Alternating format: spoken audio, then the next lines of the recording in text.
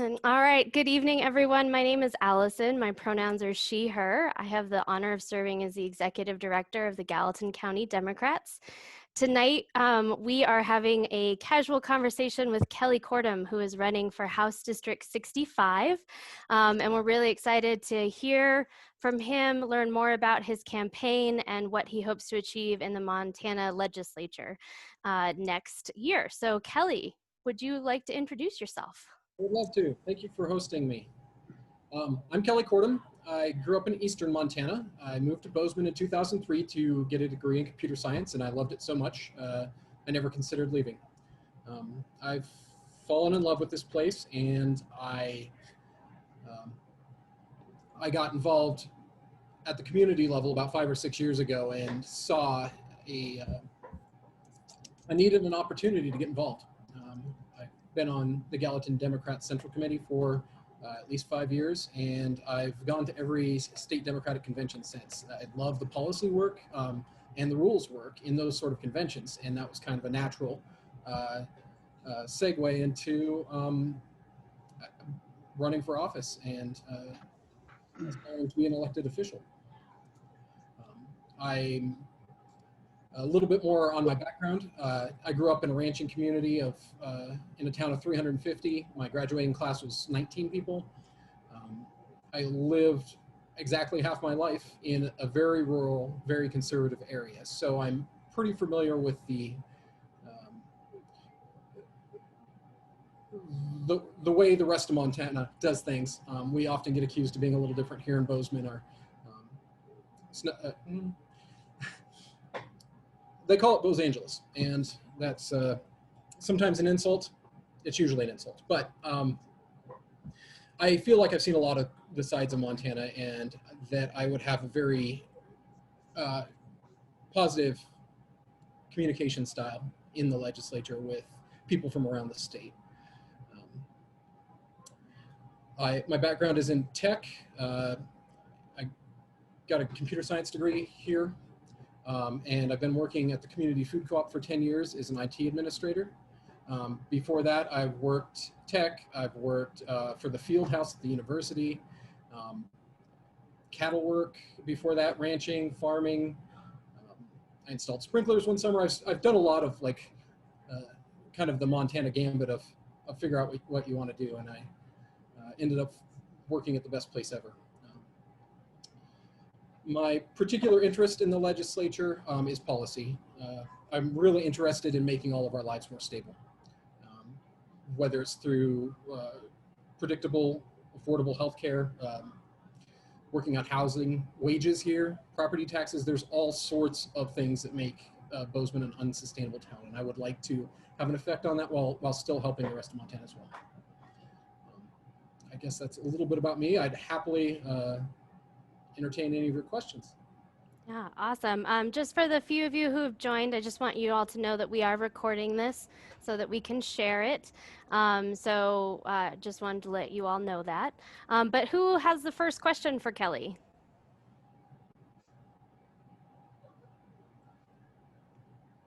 Please, Julia. Please. Well, so I'm always fascinated to hear more about the drama around Medicaid expansion in the last 2 sessions. And Chris Pope has lived through the last one, I know, but I'm also intrigued. So maybe this is a 2-part question. One, I feel like that's so much a story to get out there about how precipitous, that's not the word I mean, precarious that Medicaid would be kept. And, but then you also just said something so it's a big deal, unsustainable, ways that Bozeman is unsustainable, and how the state, where are the areas that the state legislature is the place with power to really change big things in Bozeman. So 2-part question. Thanks. We'll start with Medicaid expansion. I just observed from the bleachers, like we all did during the last 2 sessions, 3 sessions now, I think, that dealt with Medicaid expansion. I know Chris was there on the floor for at least 2 of those. I'd like to come back and ask you about that, Chris. I'm going to skip ahead to the sustainability question in Bozeman, if I will. I read in the paper a year or two ago that the livable wage for a single person in Bozeman was $17 an hour. That was the lowest amount of money you needed to make per hour to afford a one-bedroom apartment and food and the basic necessities. Of course, that number goes up significantly if you have a family, to the $20 or $30 range. Housing prices in Bozeman have gone up $50,000 to $100,000 in the last year. It's just madness. Everybody wants to be here, and I get it. It's really great, but that puts a strain on the people that have been here for a long time. Housing prices go up. They can't afford the property taxes then on those houses, on the houses they bought in the last 20 years. Wage workers are forced to commute from surrounding communities where the rent's a little bit cheaper, but even those places are getting way too expensive to rent or to buy a home. The growth is such that they can't build houses out in front of the new people fast enough. So there's a lot of temporary situations and crowded apartments and that sort of thing going on in Bozeman. So there's a lot of issues to deal with here in our thriving college town that we have to admit our problems and then start dealing with. In the state legislature, the first thing we can address is wages. There hasn't been a minimum wage increase in Montana in 10 years. I think it's still $7 some. It's $10 under a livable wage here in Bozeman. I know the rest of the state's, not quite as hard to live as here, but that's less than half of what you need to live here in Bozeman. I don't know where we expect to get people to work all of our fine service jobs around here and tourism jobs if you can't afford to live in the same county where you work. I think there's some work to be done with businesses, and I think this is a place where the state legislature can get involved, is encouraging partnerships with businesses, and especially the big ones, to get some sort of employee housing like they have in Big Sky for the workers at Big Sky Resort. So there's all sorts of things that we can attempt at the state legislature to improve this, but I know things like rent assistance, the state legislature certainly controls that, and I believe there's a state law that says local municipalities can't control their rent or can't cap rent or that sort of thing. So that's another thing that I haven't looked all the way into, but I know can be addressed at the state level. So there are things we can do. It just requires, talking to everyone and convincing everybody that this is a good plan, allowing the local areas to control their sustainability. If I might, could I ask your opinion on the Medicaid expansion, Chris, and kind of hear just a little bit of background on that and where you think it's headed? Yeah, thanks. I'll speak quickly. This is Kelly's night, but Medicaid was expanded in 2015, and we passed that. That was quite a lift, and it was not certain all the way through it, but we got it done in 2015, and it had one of the ways we got it through was to give it a 3-year term.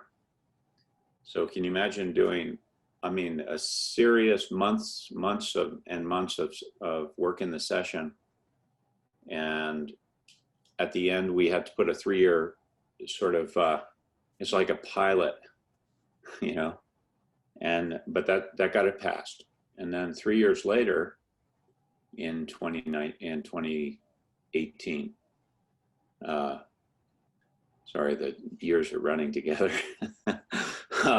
In 2018, we managed to extend it. But so with Kelly being at the helm and HD65, and hopefully Kelly has 10 other, call them rookies. It's not meant to be a pejorative. Folks who are cutting out a slice of their life and stepping up to the plate. and with passion and with intelligence and with a really solid connection to the community. What happened last session, so that was in January through May of last year, we had 42 people on our side. Every single vote that we passed, we had to find 10 folks to help us. And not every time did the Democrats vote as a block, but most of the time we did. But sometimes we had to find more than 10 folks. And that was our world. So in order to pass Medicaid extension, where we took the 3 years away, we had to,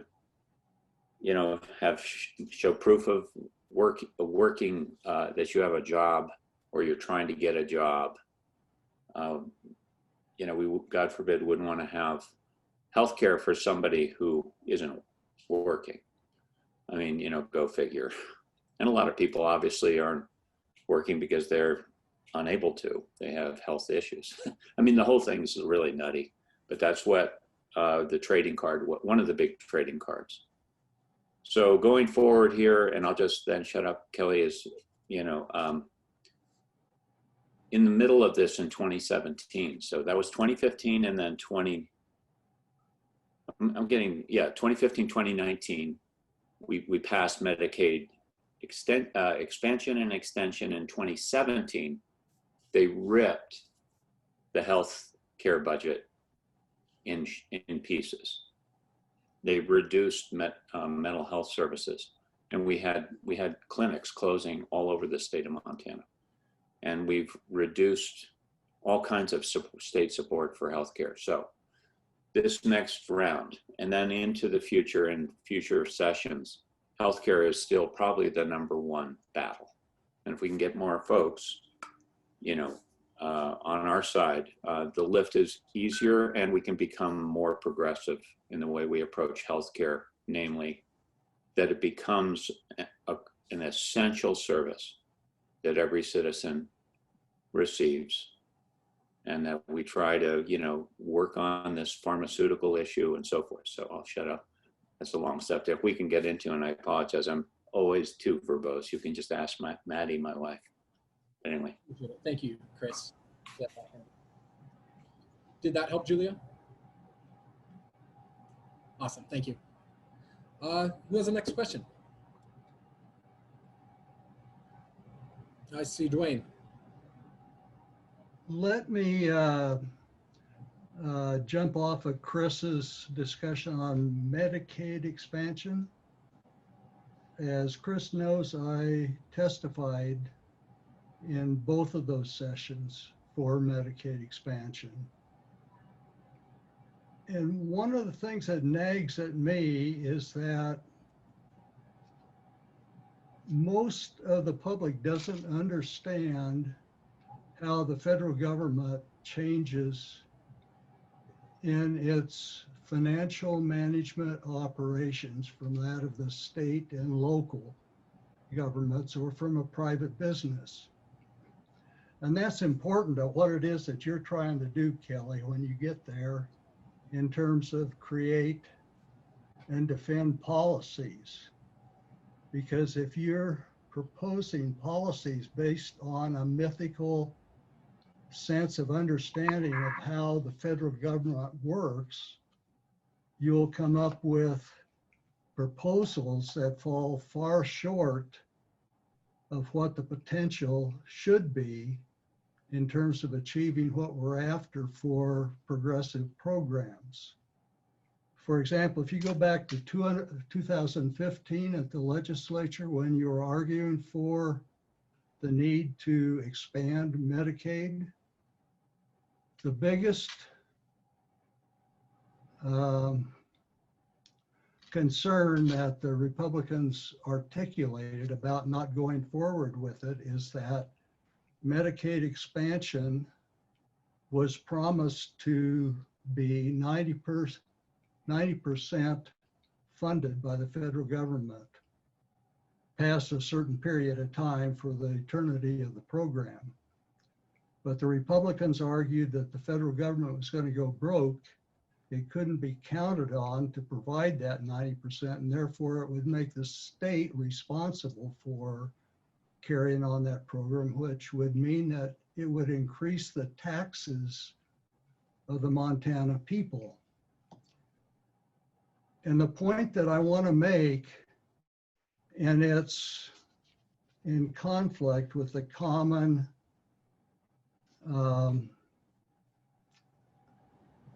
mythical understanding that the public has, is that the federal government is like a household and it has to balance its budget, when in fact it doesn't. The federal government is the source of all money that's in the economy that's circulating. And if you take any of that money out by increasing taxes, you're going to restrict the amount of money that circulates in the economy. And that means that your economy will shrink rather than grow. So instead of a concern of inflation, you're concerned with deflation. So it's important to understand that. It's complicated and it's hard to get people to understand what it means to them, but it means a lot. And that's something that I think we need to spend time thinking about, and particularly when we're talking with new people that are going to be going to our state legislature, because it's going to affect how they're going to message their arguments to achieve what they want, as well as to be able to carry them home. So that's all I really want to say. And if you have any questions or anything that you would like to say about it, Chris or Kelly, you know, I think it ought to get out on the table, because it's a discussion that needs to be had. I'm writing op-eds, guest editorials or guest columns, and one was published in the Billings Gazette on Sunday the 16th. And there's been a pushback by a couple of Republican representatives. And I've got a response to go back into that right now. That'll go in probably tomorrow. It's a discussion we gotta have, Democrats. We need to get with it, because it's incredibly important to what we're all trying to accomplish. And I've spent a career working that interface. I understand it very, very well. So with that, I'll close and listen. So, thanks, Dwayne. I know I'm going to get a lot of school when I'm elected between that and the first day of session in January. There's going to be so much budget stuff and policy and rules of the legislature and procedure. Oh my, it's just going to be wild.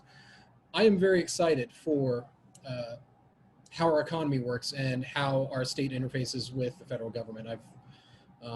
I've paid attention to it since Medicaid expansion happened, and that argument that 90% of it would be covered by the federal government. I believe the line of messaging was, for every dollar the state spends, we get 9 from the feds. And that's money coming into Montana. That's good for our local citizens. It increases the stability of their lives through stable healthcare system, and it improves the health of everyone around us, which is good for all of us. It's just a good community policy. As far as how we argue over that, I guess I'm gonna just kind of tell you my philosophy on how government should work. I do not believe it is wise to go into serving people with a rigid ideology that is unyielding and unchanging. You get new data all the time. You have to be willing to learn it and then apply that to the reality on the ground to govern properly and fairly. I know we're going to run into, and we often do run against, strict ideologies that oppose all taxes in general, for example. Instead of seeing a tax as a way to upkeep your community, they see it as theft. I hate that framing of it. That's how upsetting it is. we all rely on this essential infrastructure, our roads, our schools, our healthcare system, and we owe it to our neighbors to maintain it. And the people that carve out a chunk of that for their own benefit aren't helping their communities. So I guess that's kind of my philosophy on how healthy government runs. It might not have directly addressed your question as in regards to the federal stuff, but I'm still kind of learning all the finances of it, and I'll know it soon enough, I expect. Does that kind of answer your question? More from who I am as opposed to what I know? I think you did a great job, Kelly. Thanks, Dwayne. Who's next?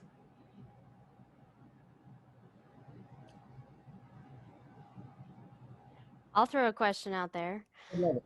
All right, what do you think is going to be the easiest part about being a public servant, and what's going to be the hardest part about being a public servant? The easiest part will be talking to people. I come up from a notorious line of talkers and listeners and storytellers, and I love one-on-one conversations. I love understanding why people do and think the things they do and think. I'm looking forward to meeting all the people that, as Chris said, carve out a slice of their life to go and serve in Helena for a couple of months and really get an even better understanding of the state. I think my biggest challenge will be the strict schedule. I'm not happily a morning person. I can do it. I just don't love it. I operate much better. As the sun starts going down, the conversations get interesting, but I know it'll be good for me, and I believe I can, despite the morning, serve well. Thank you. Got a couple of other names. Hi, Sandy. Hi, Julia. Zeth, Emily, Arthur. Any questions for me? Donnie? Any questions? As people think about that, I just, Kelly, want to say that the Democratic caucus historically has met at 7 o'clock in what we call the ballroom in the basement, and everybody's walking in their pajamas. Fair enough. And not everybody is cogent. I will say that for sure. But I'll work with you to get your morning self a little bit more in place. I would super appreciate any coaching you have there. Thank you, Chris. Zeth has his hand raised. You want to go ahead, Zeth? Yes. Kelly, I'm excited, super pumped that you're running. Yeah, as kind of, there's a lot of uncertainty going into this next upcoming session, as far as like, what the revenues and the budget and all of that will look like, along who will be, what the makeup of legislature will look like, as far as like, will there be a new administration that's very hostile to a lot of the things that you and Chris will try and be implementing or trying to get done or accomplish. I guess like one of the things, like I could go into a litany of them, but I guess like one in particular that I think that would be something I saw last session was like a push to put public fundings into charter schools. And that's something I think is going to see more and more of if there is a new administration. So I guess like as a Democratic bloc, if I mean, there's kind of this thing of like where I guess that Supreme Court decision kind of like was, now that that's gone, where it says it's like unconstitutional to withhold like public funding for charter schools, like what's that going to look like, and how are y'all going to, I guess, as Democrats, organize in a larger fashion against like public funds to private schools? Thanks, Zeth. As far as the strategy, we haven't gotten too deep into that with my hopeful future colleagues. But I do know, I believe, and it's obvious from the messaging from all the other candidates, that Democrats are committed to public funding for public schools, completely separated from the private education sector. I think that's a healthy way of doing things. It ensures a bare minimum level standard of education and quality to a Montanan citizen as a right mentioned, right written into our Montana Constitution. So as legislators, we can always just point at the Montana Constitution and say, hey, we made a commitment decades ago to this, and we're going to stand by that commitment.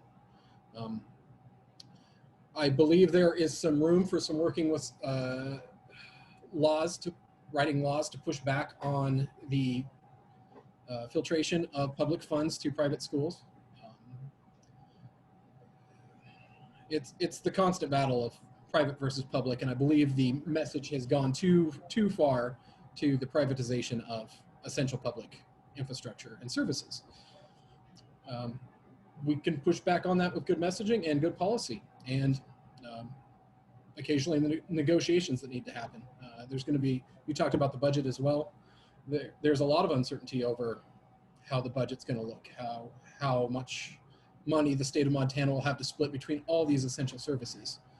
So it's about priorities, and as Democrats, public education is right at the top of the funding priorities. So I'm confident that if we go with at least the same balance of the legislature, or even more Democratic, that we will not only defend the public schools, but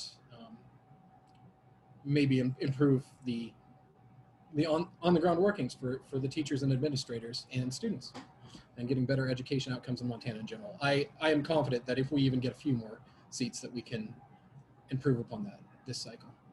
Thank you, Zeth. Yeah, thank you, Kelly. So we have a couple other candidates who are here tonight. So I just wanted to say thank you for coming and supporting Kelly while he's in the hot seat. But I also wanted to just give a shout out. So Sandy Earhart is on the call. She's running for Clerk of District Court in Gallatin County. So she's running one of the 2 county-wide races that's on the ballot this year. We are hopefully going to be doing one of these conversations with her individually, but we've also got one scheduled with her and Zach Brown, who's running for County Commission on September 24th. So definitely join us for that one, and hopefully we'll get Sandy scheduled ahead as well. And then we also have Emily Broston, who's joining us. She is running for House District 68, which is my district. And I'm super excited that she's running and that she stepped up. And then, of course, we have Chris Pope, who is the current representative in 65, and he is now running for Senate District 32? 31. Yeah, I never get those 2 right. So Emily, Sandy, and Chris, do you have any questions for Kelly with campaigning, or things that are working or not working for you all with how different this campaign season is? I'd love to talk about not only COVID campaign strategy, but COVID potential policies going on, because we know this isn't going away. Mm-hmm. Yeah. Well, there's been a lot of conversation, I'll just say quickly, in the legislative world about what's going to happen, and because legislators currently can't make decisions for legislators in the future, we have to wait until the 4th of November.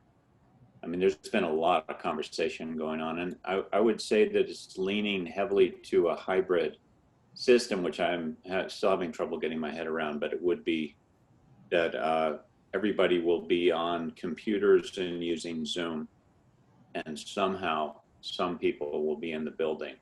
But that building is notoriously unhealthy to begin with, and people get sick. I had several different colleagues, in the hospital during session because of just the flu. I mean, but so I think the prospect going forward is pretty tough, especially given the importance of the budget conversations that we're about to have. I think I'll say in closing that just to let everybody sleep a little better tonight, next year, 2021, we're going to be in reasonably good shape. We have something like 400 or 450 million dollars in the bank, thanks to Governor Bullock, who insisted on a rainy day fund. And so what will happen if it goes a certain way is that we'll start burning through that big chunk of rainy day funds. And in 2022 is when, at a state level, we might be having some really hard decisions to make. The only good news is that we're way ahead of, I don't know, 30 states in the union that are really in trouble right now, billions of dollars of deficit. But how we're going to, sort of meet in the hallways, so to speak, and work through and be bipartisan in nature so that we can actually get something done, and how we're going to get to know other folks is really going to be quite challenging. But we'll figure it out.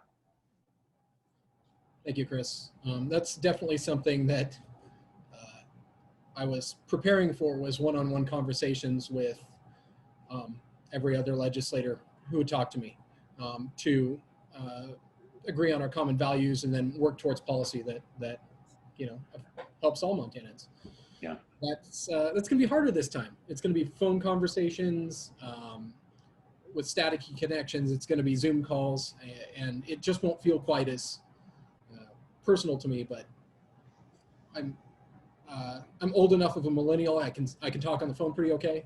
So I'm hoping that that helps kind of reaching these Eastern Montana and Northern Montana legislators that I haven't met yet. Yeah. Well, I think you're going to do really well, Kelly. Thank you, Chris. Zeth, you've got a question? Or maybe not? Yeah, sorry, I did the thing where I talked without hitting the mute button. Yeah, so it's like I shamelessly am like, sometimes I always get onto these calls and we always have like a little bit of an agenda, but I guess like one of the things like that, Chris was bringing up just then, and like Kelly, you were just bringing up, that I think is like, this hybrid situation creates a very unique opportunity. And from my understanding, Dwayne will be able to go up there and talk about Medicaid from his own home, through, with these virtual public comments. So I get one thing that I guess I'm wondering is like, I feel like it's like going to be like a Facebook legislature, and then just by that, because it's like one of those, the messaging is like, so for any type of new revenue, any type of public funding, like especially when it's like you hear about a 1% increase on a corporate tax rate or something along those lines, and they say no taxes. I've looked at 2015, 2017, 2019, literally the exact same thing over and over and over again. It's like a broken record that everyone, it works, but it's really disingenuous. And I think this will give us a chance to really be able to have a more robust public comment.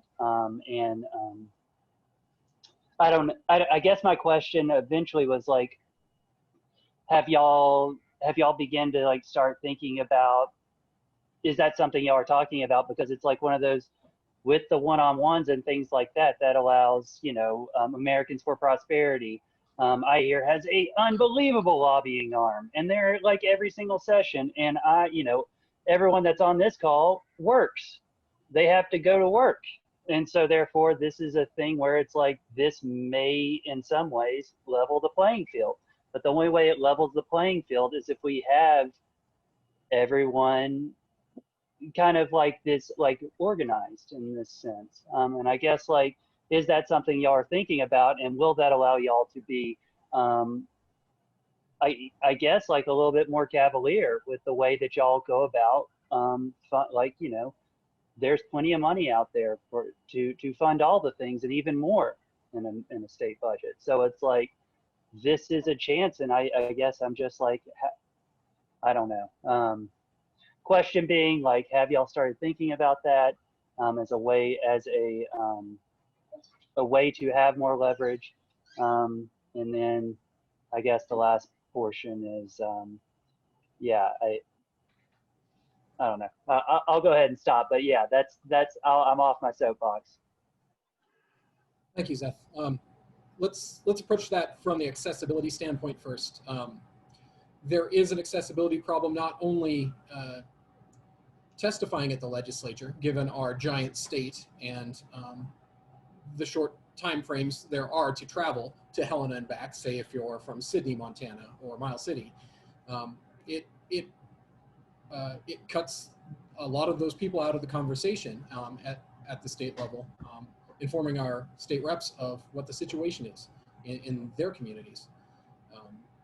Same for working people, as you said.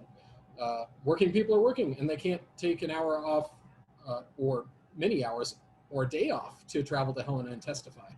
Hopefully, this is an opportunity for our state to utilize the technology that's come around to get everybody's voice heard. So the state reps are informed of a representative sample of Montana and not just the people that live within an hour of Helena. On the same note of accessibility, even then, that requires internet access at your home. A lot of Montanans still don't have internet in their rural communities, and that is an essential part of education, of business nowadays. We can definitely improve the stability of Montanan lives by improving our broadband infrastructure, and that's another passion of mine. But when you mentioned accessibility, I got kind of fired up. Maybe this is an opportunity for the state legislature to improve their accessibility and improve their representation as well, by giving people with tighter lives a chance to testify and to serve in the legislature. Do you have any additional comments on accessibility or what you expect to happen soon, Chris? Only to say, and that's right along the same set of thoughts I have about certainly about broadband. It's going to press the big button. So just to let you know, yesterday there was a conversation where, you know, someone asked, well, nobody on staff currently in that building is really a Zoom sort of maestro the way Allison appears to be. I mean, something, you know, we might have to hire 30 folks just to do that internet connect between the public and the committees themselves, and setting up little chat rooms and all the stuff that we've started to learn how to do. And, you know, we've been asked, how old is your computer and what is your bandwidth? Because there are a lot of legislators who aren't really equipped yet. So it's going to be a very interesting moment in time. There's been conversation about just doing budget work in the first, you know, 20 or 30 days, and then switching over to policy maybe later in the year, so that maybe there's a little bit more of a fix to the virus issue. So anyway, but I think we've got an awful lot of hill climbing right in front of us here. So Kelly and Chris, Zeth raised a point that I'd like to pose a question to you guys, because you're going to hear it. Chris, you've heard it innumerable times in the last sessions, but you're going to be hearing it a lot this coming session. And that is no new taxes. Okay, no new taxes. You're going to have to cut. What are you going to cut? So the question that I would have for you guys to think about is, what are your snappy comebacks to that would resonate with the public, with the voters, to enable them maybe to be willing to accept looking at new taxes? And I'm not talking about sales taxes. You know, I don't necessarily think that's a very good idea, although that's what a lot of progressives are pushing now. But But what is your comeback? When they say no new taxes, can you come up with an argument that says, well, if you're not going to pay taxes, are you willing to pay for profit to have the private sector pay or conduct that or to do that service? Is there something along that line that you could come up with for your snappy comeback? Because you're going to need it. I agree. Thank you, Dwayne. I guess I'll take a stab at this and then we'll see if Chris can correct me. Our state is growing. We're getting more people. We have more people moving in all the time. We don't have the infrastructure to support our growth, especially in the places like Gallatin County and Flathead County. We have to come up with some revenue somewhere to grow wisely, so we don't end up paying way extra by making all these bad growth decisions before then. And that's going to require some upfront funding. As far as no new taxes,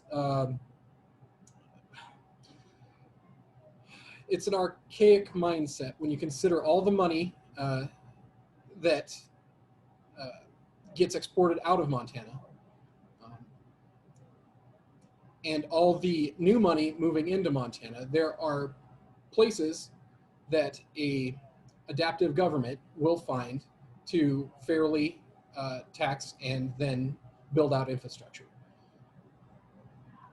I'm not experienced enough to know what those exact means are, but I can just rattle off a few ideas from last session that I like the ideas of. A tax that targets almost entirely tourists, like a rental car tax or hotel tax.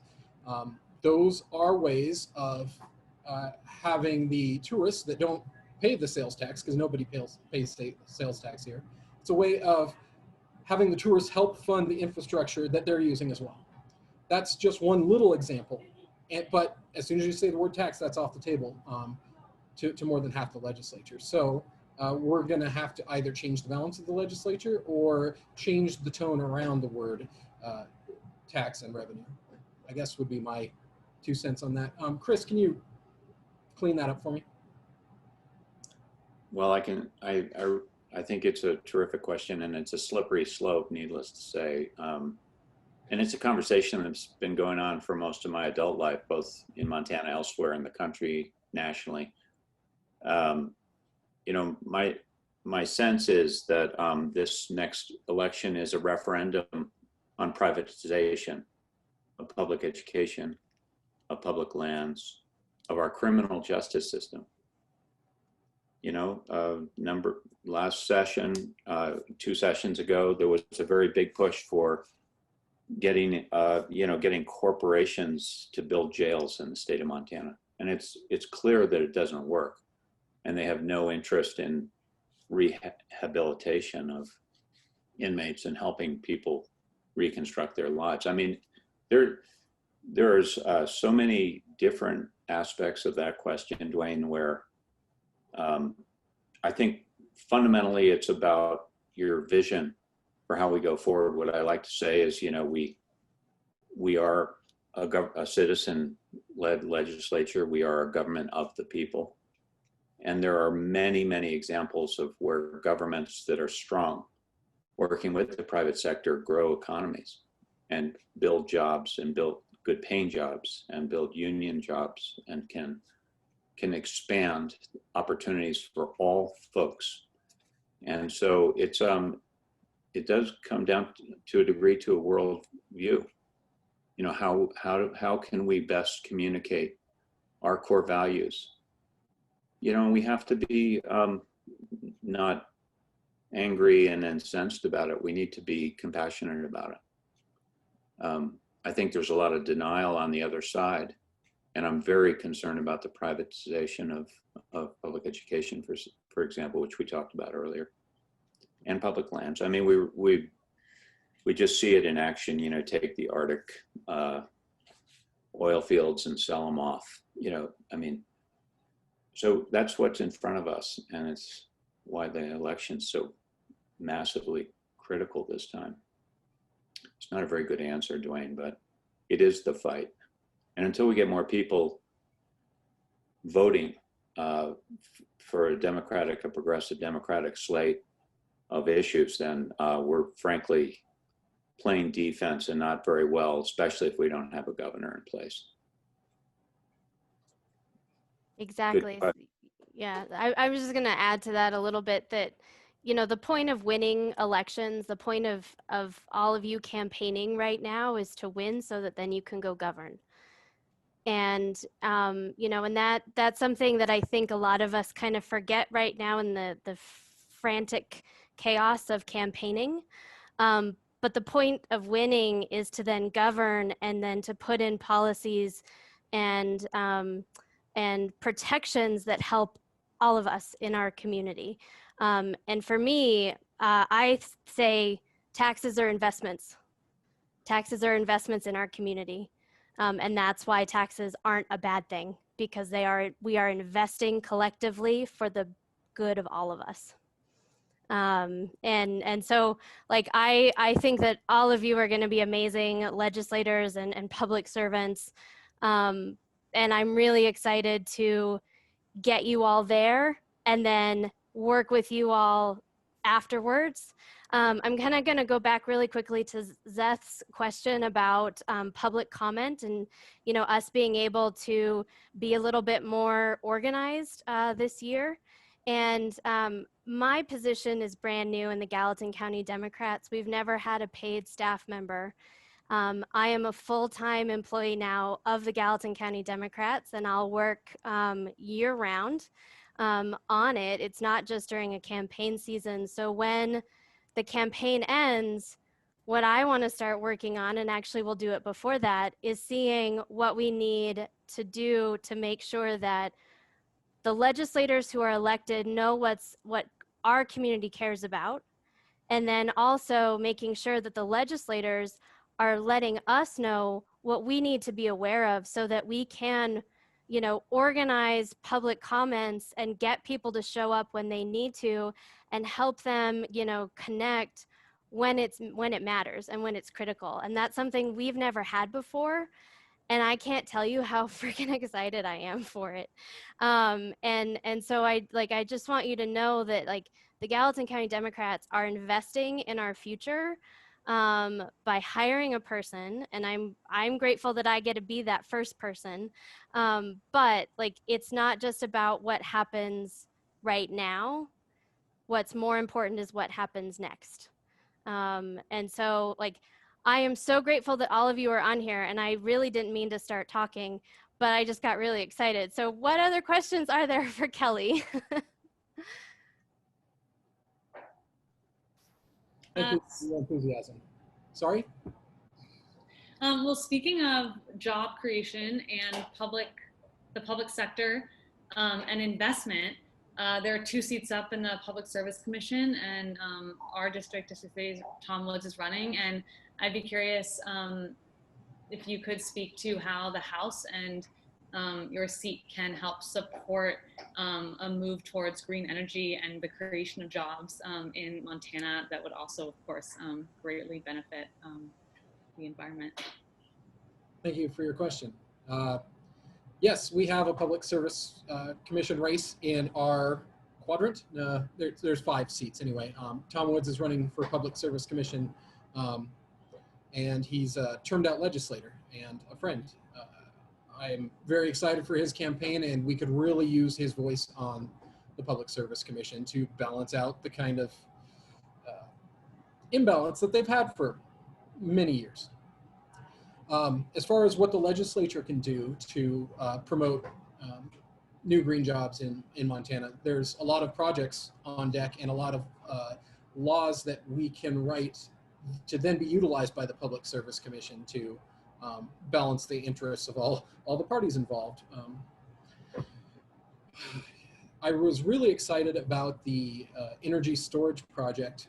I can't remember exactly where it was, but it involves storing energy via water that then runs a generator coming back down a hill. And that is a great idea for combating the argument that oh, what if the sun goes down and you have solar panels? Well, you store that energy for later and use it later. Like that's all there is to it. There are ways to store energy. Oh, what if the wind doesn't blow? Same thing. Like you store the energy for later. The state of Montana and the legislature can create incentives and balance the playing field between the existing energy resources and the new green technologies. And I'm really excited to be a part of that. I have a lot of friends that work in the new energy economy, and it will bring jobs to Montana. I believe more jobs per energy than the existing fossil fuels do. Thank you for your question.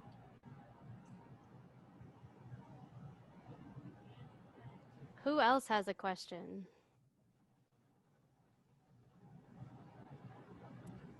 Emily?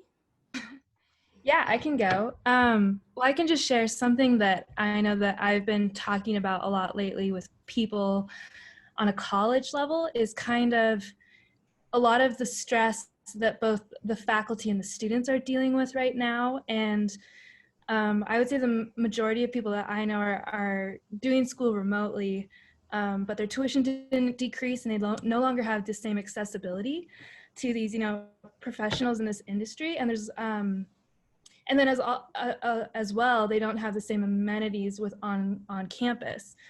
And so I feel like there needs to be some kind of restructuring because I do see this, progressing for quite a while, and just kind of wanted to hear your thoughts on those current issues that people are dealing with, and maybe the way that you would talk to people about that. Thank you, Emily. That's a really exciting and relevant topic right now. Mm-hmm. The COVID-19 has stressed our system in ways that reveal the cracks that have been growing for decades. Part of that is how we fund our higher education. Part of it is our healthcare infrastructure. When you compare our country with many other countries, we're not doing so hot in terms of how we're dealing with the pandemic. We're actually, as far as the advanced world, pretty pathetic. To your question as to these reduction of services because we're all at home learning, or all the students are at home learning versus being at the university, yes, there's definitely some discrepancy between paying for services that you no longer can use because you're at home instead of on campus, where all those amenities exist. Whose job is it to reform that? Of course, the universities have to be versatile and agile, but the people in the legislature have to be willing to, and the federal government have to be willing to properly fund all education, so as it's not upon the schools to beg donors for money, I guess, is kind of where I'm coming from for this, and to demand students pay full tuition for an online university. Mm-hmm. I don't know if there's a ton of leverage at the state level for this, but I love leading by example and figuring out new solutions in real time and adapting and adjusting them until they work. So hopefully our legislature can maintain their good relationship with the Montana university system and support some reforms, I guess. Thank you for your question. Okay, we have time for one more quick question for Kelly, if there is one, and if not, that's okay. Kelly, what are you going to do for this weekend? Deliver literature on doors. I'm going to hand out at least 100 a day personally, and then build all the turfs for my volunteers to help. It's the time to get out there. Yes, it is. Yeah. So that actually is my last question. What do you need help with, Kelly, for your campaign? Thank you. I need people that are willing to walk around neighborhoods and stick 100 walk cards on doorknobs. I would love any help you have if you're willing to get out and see a new corner of Bozeman. A lot of my district is just popped up in the last 5 years. you get to talk to some nice folks in their yards and get some exercise and some sunlight and help out the campaign. Not only my campaign, but everybody else that's convinced to vote, not only for me, will probably vote the rest of the ballot as well. So that's what I would love from anybody who's willing to help. And I'd appreciate it. Thank you. Yeah. Question. Awesome. Awesome. Yeah. Emily, did you have anything left? I just I saw you. didn't. Sorry, I know. Oh, okay. Fly. No worries.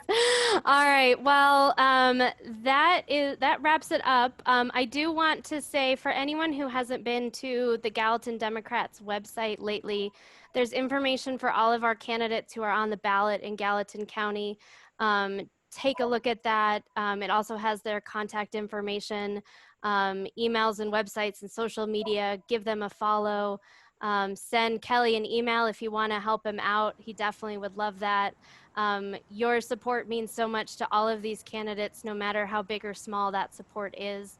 And Kelly, as always, thank you for being in the hot seat. It is always wonderful to hear from you. And Chris, Emily, and Sandy, thank you also for joining us tonight. And then Dwayne, Julia, Isabel, Nate, and Gani, thank you for being here.